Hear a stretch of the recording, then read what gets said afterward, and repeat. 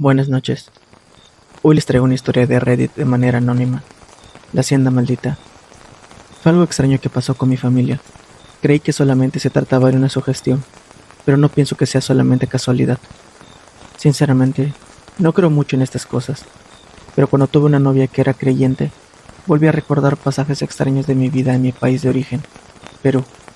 Somos del norte del Perú, concretamente de La Libertad. No daré más detalles de la ubicación exacta, pero mis abuelos heredaron una hacienda y una casa a 10 kilómetros de la capital, la ciudad de Trujillo. Mi abuela me cuenta que cuando fallecieron sus padres en el año de 1963, al realizar unas excavaciones para fertilizar una parte de la hacienda, encontraron restos óseos de animales. He escuchado que en algunos lugares viejos a veces se encuentran restos de animales enterrados. No sé si sea normal o algo más. Para no alarmar, decidió botarlos a la basura, pero antes llamó a su compadre, un chamán conocido de la familia. Según fue para bendecir el lugar y seguir con la fertilización. El lugar era grande. Poco a poco se construyeron los primeros cuartos, ahí, donde alguna vez habían encontrado los restos de animales. Mi abuelo trabajó en la casa por algunos años y sus hermanos le ayudaron para que el trabajo sea menor. Para el año de 1970, mi tía tenía 3 años de edad. Ella iba muy seguido a jugar sola a una esquina del terreno. Nunca le contó a nadie, hasta que, unos meses antes de morir, ya que ella se le descubrió que tenía cáncer terminal y era demasiado tarde para hacer algo. Nos contó lo que había visto cuando salía al patio. Ella solo quería asustarnos un poco. Esto fue durante una reunión familiar. Mi tía reveló que cada vez que iba a jugar al patio, veía a una señora con un traje antiguo, como de la época colonial, pero con aretes de la cultura moche. Esta señora llevaba un vestido blanco transparente que cubría el traje. Tenía cejas frondosas y una tez blanca. Mi tía decía que la miraba fijamente con una cara de odio. La señalaba que fuera a la esquina y, como mi tía era una niña, obedecía por miedo. Esto ocurría cuando mis abuelos se iban al centro y ella se quedaba sola con su hermana mayor y una tía abuela. En el invierno de 1971, debido a la lejanía al centro, mi abuelo construyó una panificadora para proveer de pan a la familia, ya que ésta había crecido. Mi tía abuela había dado a luz recientemente y mi abuela estaba embarazada de nuevo. Una noche, mi abuela estaba trabajando horneando los panes del día siguiente. Mi abuela le preguntó que a qué hora iría a dormir. Él respondió que cuando terminara, así que mi abuela se fue a la cama mientras mi abuelo siguió trabajando. Mi abuelo nunca creyó en lo paranormal, pero siempre pensó que aquellas 2 noches fueron muy inquietantes. Cuando encendió el horno, al prenderse, el fuego genera una luz tenue, pero suficiente para crear sombras a todo lo que la rodea. Mi abuelo dice que vio una sombra. Parecía una mujer con vestido, pero no había nadie. Según mi abuela, esas 2 noches, mi tía vio una señora también. Así que, mi tía dice que esa mujer intentó encantar a mi abuelo y llevarlo al monte. Esta es una creencia muy arraigada en las zonas rurales de Perú, y llamado los sapos. Según el folclore popular, son entes que tratan de saciar su apetito con personas. Al saciarse, se duermen por años para después volver a atacar. Esa noche, mi abuelo no durmió. Estaba paranoico.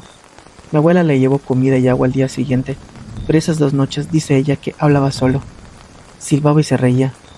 Entre sus murmullos escuchó que decía: «Voy a hacer pan para mi amor», o «Nadie me va a detener». Sudaba mucho, y parecía que ese espíritu quería verlo muerto. No paró hasta que, una noche, mi abuelo salió del cuarto sudoroso, donde estaba el horno. Dio unos pasos y cayó al suelo. Estaba agotado y sediento. Lo llevaron al doctor rural que vivía a unos 10 minutos. Mi tío abuelo, al verlo trabajar duro esas 2 noches, entró al cuarto para ver cuántos panes había hecho. Se sorprendió al ver que solo había hecho 12 panes. Para mi abuela era imposible que en 2 noches hiciera muy poco pan. Definitivamente estaba comportándose raro.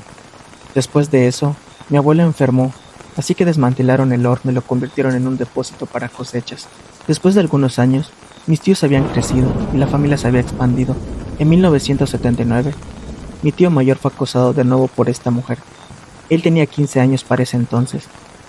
Le ordenaron que cuidara el ganado del abuelo, ya que últimamente algunos ganados amanecían sin cabeza, así que lo relacionamos con ladrones.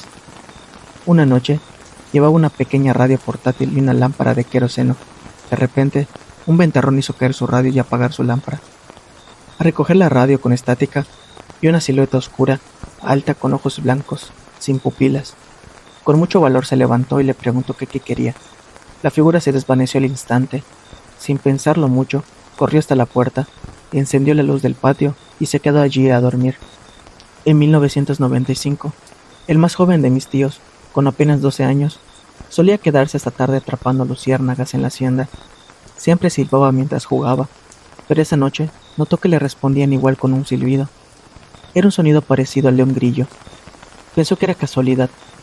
Lo ignoró y siguió jugando, hasta que una mano, lo describe como una mano fina, le rozó el cuello después de seguir silbando. Se quedó helado. Al caminar, sus piernas se le doblaron al intentar correr. Su miedo era más fuerte que sus piernas. Aún así, logró llegar a la casa, donde le contó a mi madre lo sucedido. Pasaron los años y en el 2011, mis tíos, junto con mi abuelo, decidieron eliminar la fertilización y colocar un patio de concreto en lugar de tierra. Durante una excavación más profunda, para poner cimientos, encontraron cerámicas antiguas, joyería de plata y un baúl lleno de billetes peruanos del siglo XIX. Una de mis primas llamó al Ministerio de Cultura para preguntar sobre esos objetos. Funcionarios vinieron para hacerle el levantamiento. Recuerdo que vinieron en camionetas del gobierno, traían guantes y se llevaron los objetos. Todo parecía normal, hasta que nos enteramos que mi prima había muerto en un homicidio. Su ex esposo enloqueció, le metió 3 navajazos en el vientre. El hombre, por su parte, se accidentó en una zona común donde los camiones normalmente tenían accidentes y se caían al precipicio. Su auto se estampó contra una roca. Su madre falleció en el hospital 3 días después. Él murió en el acto. Hay muchas casualidades en que la mayoría de las personas que hemos visto a este ente, incluyéndome, han sido hombres jóvenes, entre 12 y 30 años. Mis tíos, al hacerse más adultos, nunca más volvieron a verla. Esa es la pequeña historia de la hacienda familiar. Hasta ahora no he regresado a esa casa. Después de la muerte de mi abuelo, la hacienda solo se alquila para eventos, ya que casi todos los tíos han emigrado al extranjero.